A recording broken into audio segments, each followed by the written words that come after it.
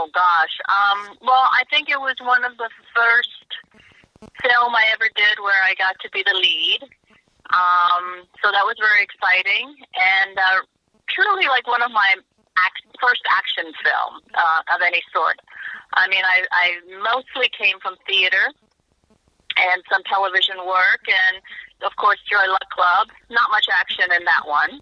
And it was quite a fun challenge, you know, for a young person to go in, and you had Jean-Claude Van Damme, and you had, you know, all these boys, you know, and I didn't know anyone really at the time. So it was really exciting, and I got to go to Australia.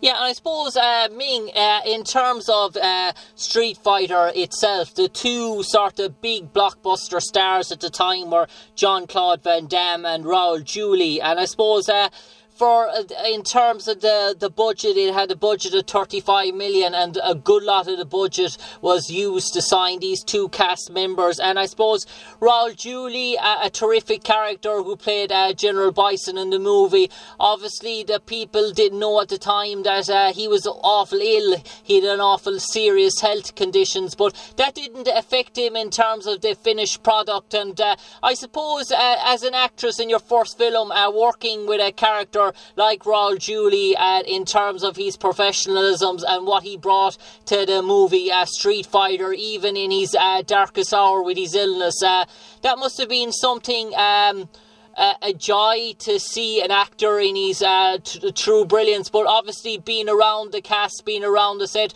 you would have seen firsthand what Raul was going through. And was that a scary time and a worrying time for all the set, seeing one of your cast members so ill? Well, you know, he was an amazing human being, and I was already a huge fan of his.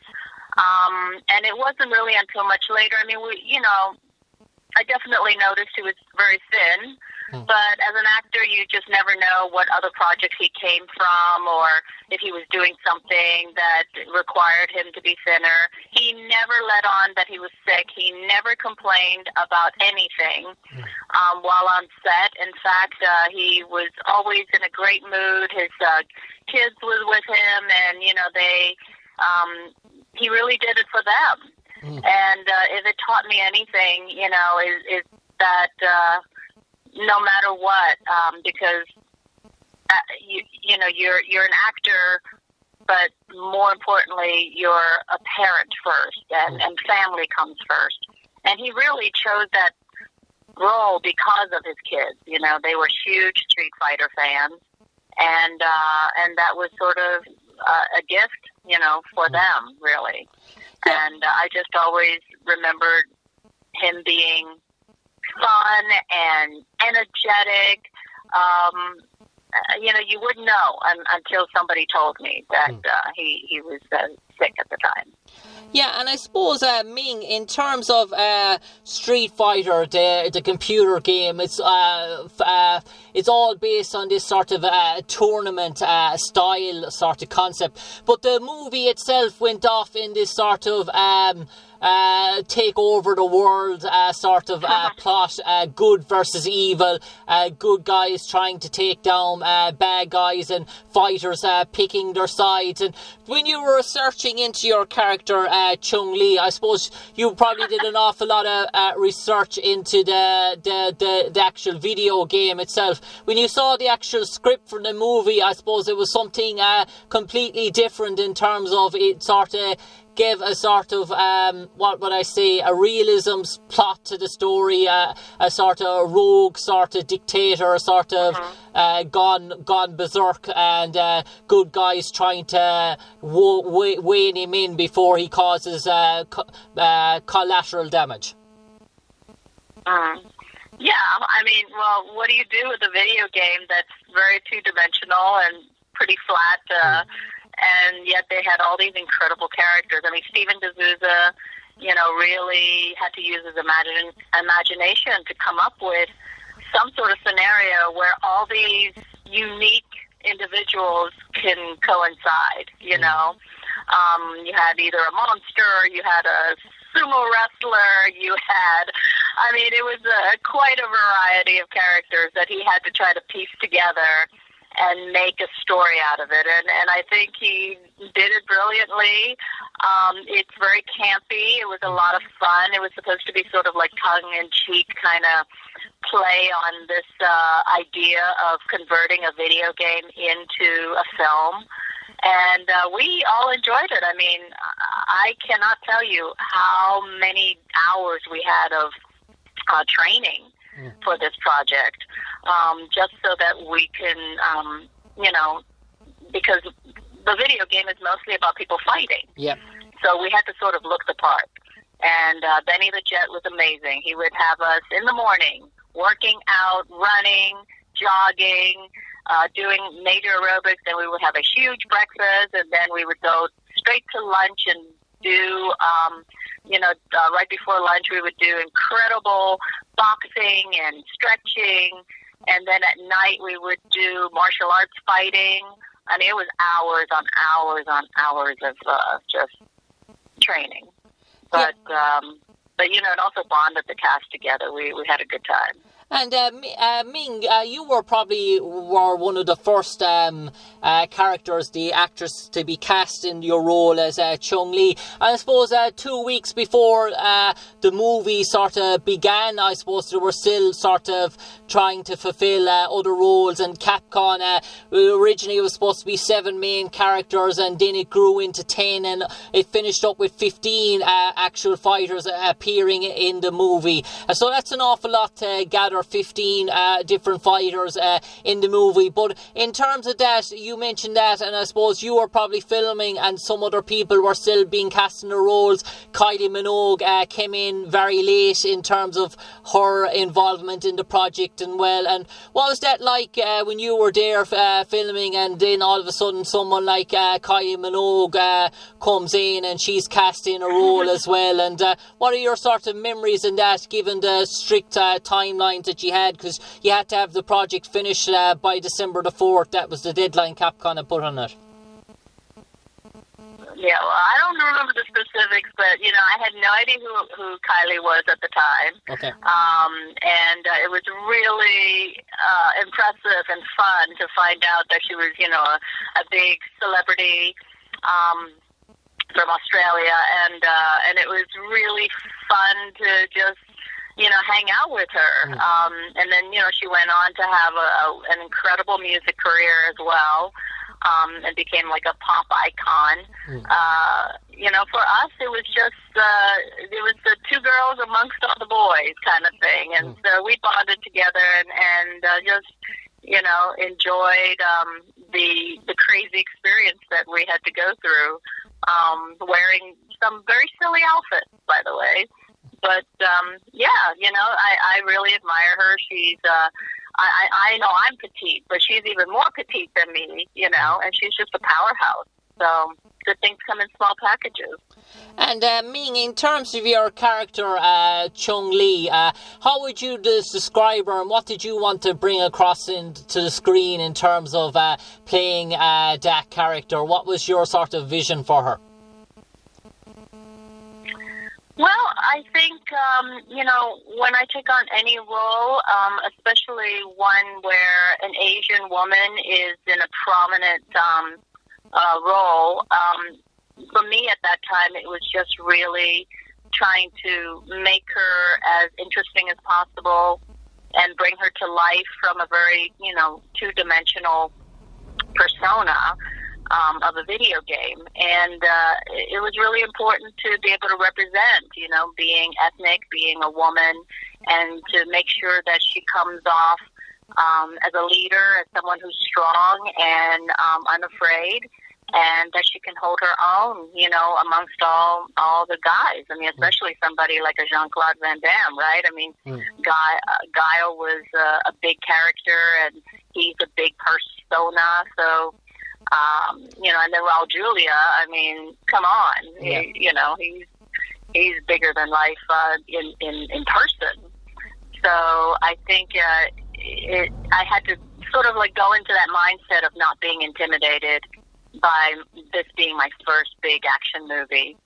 But but yeah, I mean, I just, you know, try to always go into it with a sense of portraying someone who's going to be confident. Yeah, and I suppose, Ming, in terms of the future now, I suppose we're hearing now that a new blockbuster Mortal Kombat movie is going to be debuting in January 2021. And obviously, when Mortal Kombat movies comes out, it obviously is a fresh cry for the Capcom universe for a new sort of Street Fighter movie or a Street Fighter sort of series on Netflix or something like that. And if there's an opportunity, if that project was in the pipeline and an opportunity came about for you to play a cameo role 20 years on in a new Street Fighter series in Netflix or a Street Fighter movie, would that be something that you would warm to get back into the Street Fighter domain and rekindle that experience 20 years on? It would be something. I mean, it's not like I haven't been continuing to do action stuff. Yeah. Which actually is kind of like a big surprise to me because, in fact, after Street Fighter, I promised myself I would never do any action stuff again. Not because it was a bad experience or anything, but because, you know, in my mind, coming away from learning Shakespeare and all the plays and being a theater girl and training for 4 years at Carnegie Mellon to be an actress, I wanted to pursue things that, you know, were more serious and more focused on, you know, some real people. And so I think it's funny that I went that route, and then later in my life, I ended up being on Agents of S.H.I.E.L.D. for 7 years, and, you know, I did The Mandalorian, and so, yeah, I don't know. I think if it's a good script and it comes along, sure, why not? But it has to be, you know, it would have to be a fun project that makes sense. Yeah, and I suppose, Ming, in terms of what we're seeing now in the 21st century, in terms of graphics and studio effects, and in terms of what is deemed more in line with today's audience. Yeah, they can CGI my face. Well, they can CGI my face, and then it would be like Chun-Li would never aged at all. They could do that now. Yeah, and I suppose what I was going to say, Ming, is I suppose they can take a more serious plot with this with a new sort of Street Fighter series, a sort of 15 sort of plus in terms of PG sort of thing, so they can obviously delve into a more type of serious element to that. Would that sort of be intriguing as an actress as well, to see a sort of a serious sort of plot, or do you think that sort of charm and that campness that went with the first Street Fighter movie would work again, or do you think going down a more what I would say a serious up-tempo sort of action sort of suspense sort of movie would be in tune for the next Street project? And what would you sort of be in favour of? I don't know. I mean, you know, that's the wonderful thing about it. There's really no set rules for these characters at this point, you know? So I think they can take it in any direction. Like, one of my favorite things that I love watching right now is The Boys. Yeah. And it's fantastic what they've done, you know, with a genre that normally reveres these heroes, so you know who the good guys are and who the bad guys are, and kind of like turned everything upside down about superheroes. And so I think, you know, with any genre such as this, that's the fantastical part about it. You know, you can, if you have the creativity to write something amazing, these characters can take on any quality, really. You know, there's nothing set in stone right now. It's not like a Marvel thing where Stan Lee had a certain Bible, basically, of what these characters are, and it's, you know, and you don't make too many changes about them because there's certain expectations that people have from having read the comic book. This is Street Fighter is just a video game, so it could be anything, really. On that note, Ming Na Wien, it's been an absolute pleasure talking to you this evening to talk about your character Chun-Li and your experiences in the original Street Fighter movie as we celebrate Street Fighter, people involved in the Street Fighter franchise in our special Street Fighter documentary. You always set the tone. You are the original Chun-Li, as I said to Damien Chapa, who was the original King Masters. Whoever follows in your footsteps have big shoes to fill, Ming, and hopefully they can bring to the character Chun-Li the same expertise that you brought to the role. Pleasure talking to you, Ming, and stay safe in today's world.